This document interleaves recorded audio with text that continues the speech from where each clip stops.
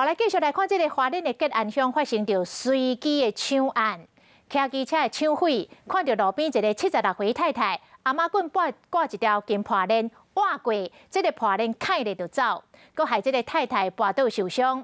啊，这个抢匪破链摕的是去卖着54000块，走去找朋友来拍麻将。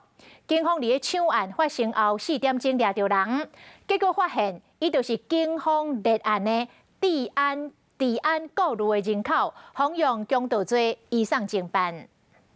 这个查甫人骑奥多摆赶紧要离开现场，这个嫌犯多抢一个76岁老太太的财物，造成伊跋倒受伤，抢了后随要走。就去啊。